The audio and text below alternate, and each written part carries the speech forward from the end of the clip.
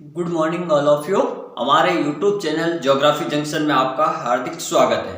आज हम राजस्थान भूगोल की श्रृंखला को आगे बढ़ाते हुए राजस्थान में अपन कुछ जनजातियां हैं उनके बारे में अध्ययन करेंगे।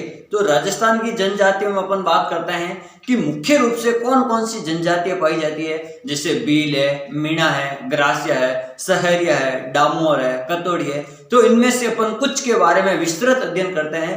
तो सबसे पहले अपन बात करेंगे ग्रासिया जनजाति, या जो जनजातियां होती क्या है, या किसी भी एक जनजाति है। जैसे आप अपन बात करेंगे मीणा जनजाति, मीणा जनजाति से संबंधित सामाजिक जीवन क्या होता है, या उनकी वर्तमान में क्या स्थिति है, या पुराने जमाने में, या अपन कह सकते हैं उनकी क्या स्थिति है, या उनके अपन कुछ परंपराओं के बारे में जानेंगे, वो किसकी पूजा करते हैं, या उनकी क्या क्या परंपराएं रही थी।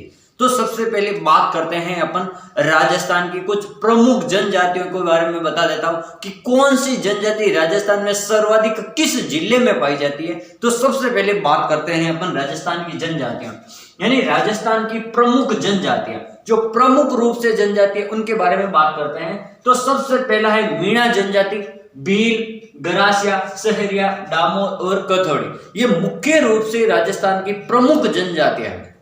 सबसे पहले बात करते हैं मीणा। मीणा जनजाति राजस्थान में सर्वाधिक रूप से जयपुर जिले में पाई जाती है, यानी मीणा का सर्वाधिक जनसंख्या कहाँ है, जयपुर में। फिर अपन बात करते हैं भील। भील जनजाति है मुख्य रूप से पाई जाती है उदयपुर जिले में, मुख्य रूप से कहाँ पाई जाती है, उदयपुर। फिर बात करते हैं ग्रासिया। ग्रासिया पाई जाती है मुख्य रूप से सिरोही में। फिर बात करते हैं सहरिया। सहरिया पाई जाती है मुख्य रूप से बारां में, और बारां का एक स्थानीय क्षेत्र अपन कह सकते हैं तहसील है शाहबाद, वहां पर पाई जाती है बारां की शाहबाद। फिर अपन बात करते हैं डामोर। डामोर जो जनजाति है वो पाई जाती है डूंगरपुर में, डामोर डूंगरपुर, और स्थान का नाम है सिंबलवाड़ा, सिंबलवाड़ा। फिर अपन बात करते हैं कथोड़ी जनजाति, ये पाई जाती है आपकी कथोड़ी उदयपुर में, और इसका स्थान का नाम है कोटड़ा, यानी ये उदयपुर में एक स्थानीय क्षेत्र विशेष में अगर पूछ लिया जाए तो कोटड़ा। यानी ये जनजाति मुख्य रूप से, जिनमें से मैंने जिलों के नाम बता दिए, कौन सी मुख्य रूप से किस जिले में पाई जाती है। कभी कभार एग्जाम में ये भी पूछ लेते हैं कि मीणा जनजाति किस जिले में राजस्थान में सर्वाधिक पाई जाती है, या कोटड़ा जनजाति, या अपन कह सकते हैं डामोर जनजाति राजस्थान के किस जिले में सर्वाधिक पाई जाती है। तो ये मैंने इनके नाम बता दिए। अब अपन बात करते हैं कि जनजातियां, यानी जनजातियां का मुख्य रूप से क्या अर्थ होता है, या किसको अपन जनजातियां कहते हैं। मैं बता देता हूं कि सामान्य रूप से अपन नॉर्मली वे में अपन कह सकते हैं वे जनजातियां जो वर्तमान परिप्रेक्ष्य में अपना कोई विशेष महत्व नहीं रखती हैं, वो अपने परंपरागत रूप से या पारंपरिक जो सांस्कृतिक या उनकी वेशभूषा या खान पान या रहन सहन उनका अनुसरण करती हो, ऐसी जनजातियां जो वर्तमान में मुख्य शहरों में न रहकर वो वनों में निवास करती हो या प्राकृतिक वातावरण में निवास करती हो, यानी उनका जो वर्तमान परिप्रेक्ष्य बदला नहीं है, ऐसी जनजातियों को अपन कह सकते हैं, ऐसी जातियों को अपन कह सकते हैं जनजातियां। जिनका जीवन वर्तमान परिप्रेक्ष्य में उच्च स्तर का नहीं है, वो अपने परंपरागत रूप से ही जीवन जीते हैं, परंपरागत खान पान करते हैं, परंपरागत रहन सहन का अनुभव करते हैं, और परंपरागत गहने वगैरह पहनते हैं। इसी जनजातियां जो अपनी संस्कृति को बचाने के लिए अपनी परंपरा को छोड़ती नहीं है, और उसी जीवन पद्धति के अनुसार अपना जीवन यापन करती है पारंपरिक रूप से। तो ऐसी जनजातियां या ऐसी जातियों को अपन क्या कहते हैं, जनजातियां। तो यहां मैं बता देता हूं, ऐसे लोग जो सभ्यता के प्रभाव से वंचित रहकर, यानी वर्तमान सभ्यता जो परिवर्तित हो रही है वो समय के साथ परिवर्तित नहीं होना चाहते हैं, ऐसी जनजातियां जो वर्तमान परिप्रेक्ष्य या वर्तमान प्रभाव से वंचित रहकर प्राकृतिक वातावरण में जीवन यापन करते हैं, प्राकृतिक वातावरण में जीवन यापन करते हुए अपनी संस्कृति, अपनी भाषा, अपने व्यवसाय, अपनी जीवन पद्धति आदि को नहीं छोड़ते हैं, ऐसी जातियों को अपन क्या कहते हैं, जनजातियां कहते हैं। फिर अपन बात करते हैं राजस्थान में भारत का जनजाति जनसंख्या में छठा स्थान है, यानी भारत में टोटल जनजातियों में अगर राज्यों की बात की जाए तो राजस्थान का छठा स्थान आएगा, यानी राजस्थान में छठे नंबर सर्वाधिक जनजातियां। फिर अपन बात करते हैं राजस्थान में सर्वाधिक जनजाति जनसंख्या कहां पाई जाती है। तो अपन बात करते हैं मुख्य रूप से उदयपुर में, जनजाति जनसंख्या ट्राइबल एरिया वो पाया जाता है मुख्य रूप से उदयपुर में। आज अब फिर बात करते हैं सबसे मुख्य जनजाति मीणा की, यानी मीणा का रहन सहन या मीणा के बारे में या मीणा जनजाति के बारे में अपन जानते हैं। तो सबसे पहले बात करते हैं मीणा। तो राजस्थान में मीणा जनसंख्या लगभग आधी है, यानी 51.20% जो मीणा जनसंख्या है वो राजस्थान के 4-5 जिलों में निवास करती है। तो वो जिले कौन कौन से?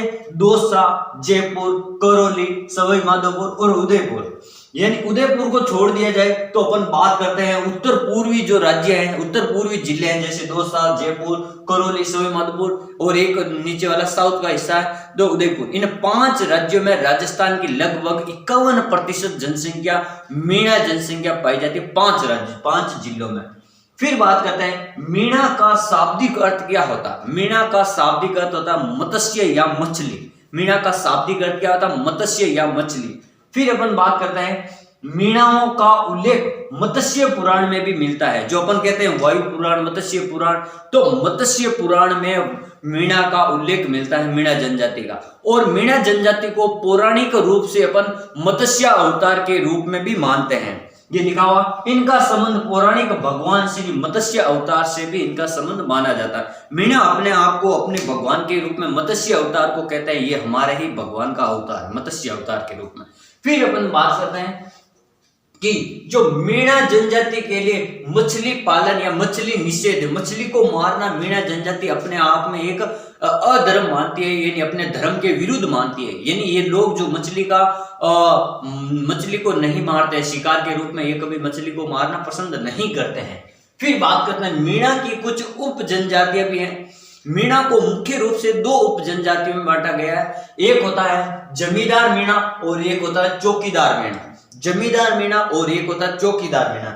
जमींदार मीणा का यह मतलब है कि ये जो अपनी जन जागृति यानी जो जमीन जायदाद है उनके बारे में ये कृषि कार्य का काम करते हैं और ये कृषि कार्य को अपना मुख्य व्यवसाय मानकर ये अपने जीवन यापन करते हैं और ये अपने आप को नीचे धर्म में समझते हैं। और फिर बात करते हैं चौकीदार मीणा। चौकीदार मीणा है जो अपने आप को जमींदार मीणा से भी उच्च जाति का समझते हैं और ये जो चौकीदार मीणा है ये रखवाली का काम करते हैं, चौकीदारी का काम करते हैं। मुख्य रूप से जो कृषक होते हैं उनके चारों ओर उनके चौकीदारी का काम करने का काम करते हैं।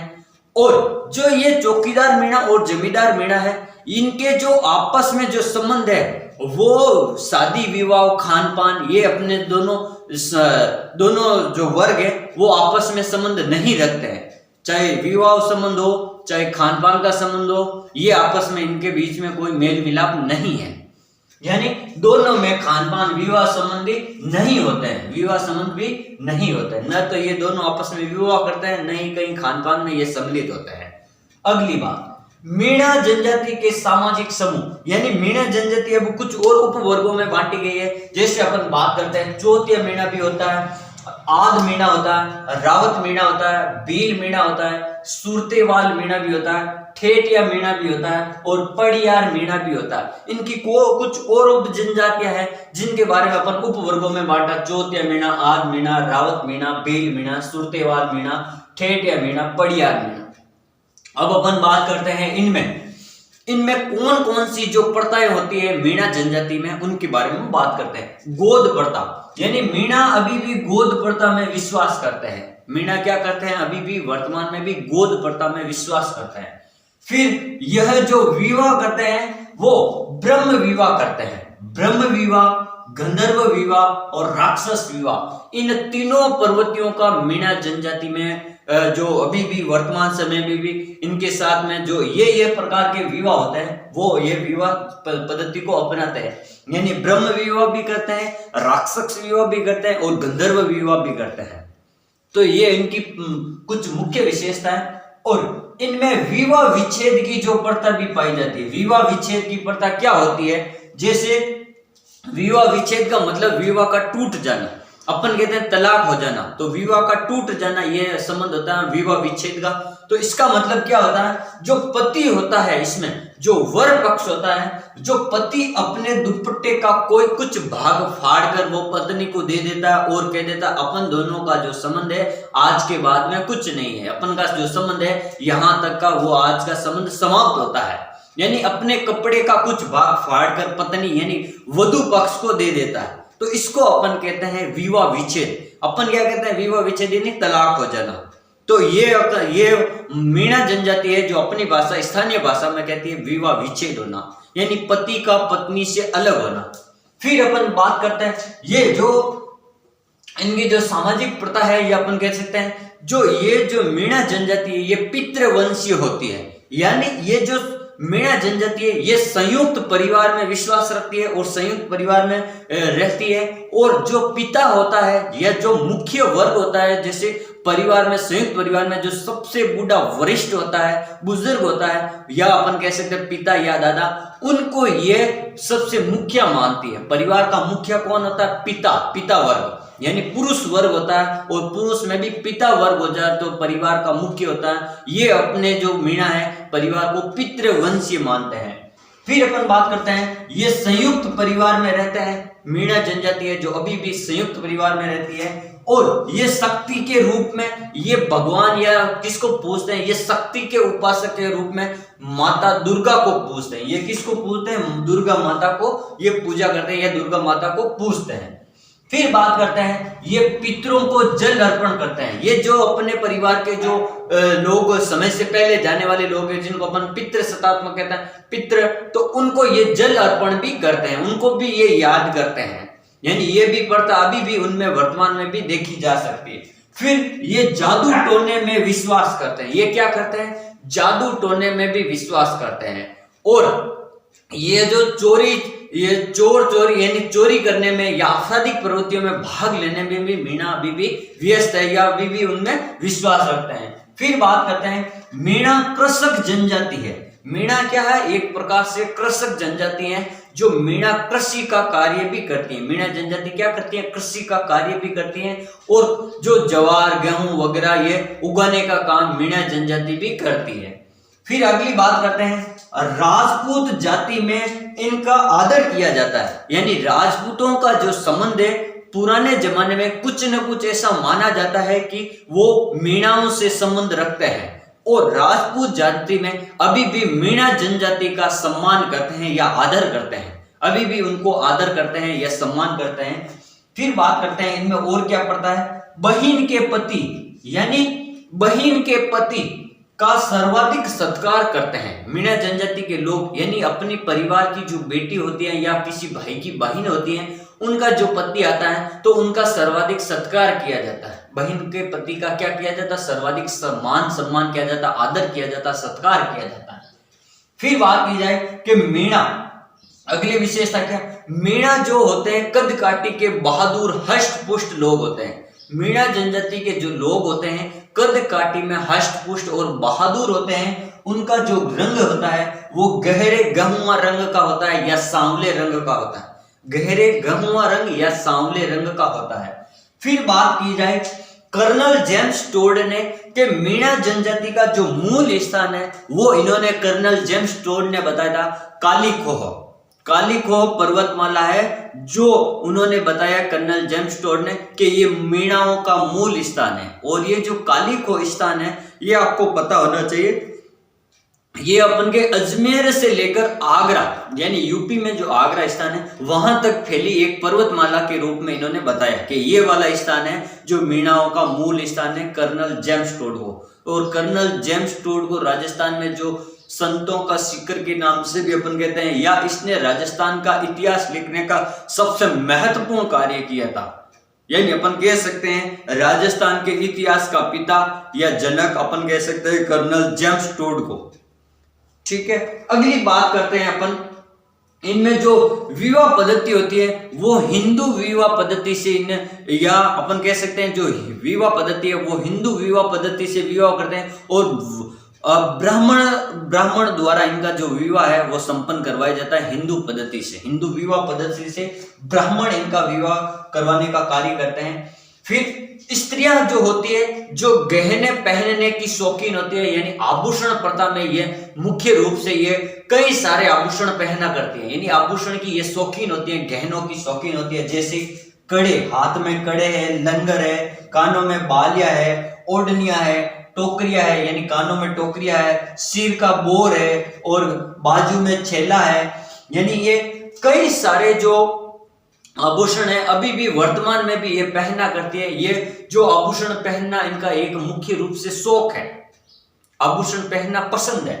फिर बात करते हैं मीणा जनजाति जो चोरी का काम करती है या जो आपराधिक प्रवृत्ति का काम करती है, तो इनको मीणा जनजाति के विरोध में एक कानून लाया गया था, जयराम पैसा कानून, जो अभी वर्तमान में इस जयराम पैसा कानून को समाप्त कर दिया गया है कि इनको हर एक जो मीणा होता है वो चाहे 5 या 7 वर्ष से ऊपर का जो मीणा जनजाति का जो व्यक्ति होता है उसको वहां की पुलिस स्टेशन में अपनी पास की चौकी में जाकर हर रोज एक बार हाजिरी देनी होती थी। ये था आपका जयराम पैसा कानून। तो अभी ये वर्तमान में समाप्त हो गया, ऐसा कुछ नहीं है अभी वर्तमान में, और ये कानून अभी वर्तमान में समाप्त हो गए हैं। और जो मीणा जनजाति है, अगर वर्तमान परिप्रेक्ष्य में बात की जाए तो वर्तमान में जो मीणा जनजाति है बहुत ही उच्च पदों पर आसीन है। मीणा जनजाति का जो सरकारी नौकरियों में है, जैसे IAS है, RS है, या बड़े बड़े जो उच्च पोस्ट के अधिकारी है, उनमें सबसे ज्यादा जो लोग या जो सबसे ज्यादा जनसंख्या देखने को मिलेगी तो वो मीणा जनजाति मिलेगी। क्योंकि जितनी भी जनजातियां हैं उन सभी में जो मीणा जनजाति है वो सर्वाधिक शिक्षित जनजाति भी मानी जाती है, क्योंकि ये अपने जो परिवार के सदस्य इनको अब पढ़ाने का काम करिए, ये अपने पुराने परिप्रेक्ष्य को वर्तमान में कुछ लोगों के द्वारा छोड़ दिया गया है और ये ज्यादा से ज्यादा अब शिक्षित जनजाति के रूप में राजस्थान में उभर कर आई है। और राजस्थान में मीणा जनजाति की बात की जाए तो जितने भी सरकारी पदों पर आसीन लोग हैं उनमें से अधिकतर ऊंची पोस्ट के लोग हैं जो मीणा जनजाति के लोगों का देखने को आपको मिलेगा। और जो मीणा जनजाति है राजस्थान में सबसे ज्यादा शिक्षित जनजाति के रूप में उभर कर आई है। तो इस प्रकार आज अपन ने पढ़ा था और मीणा जनजाति के बारे में, इसमें नाट्य प्रथा भी होती है, जो अभी आपने पढ़ा था विवाह विच्छेदन, उसको अपन नाट्य प्रथा भी कहते हैं।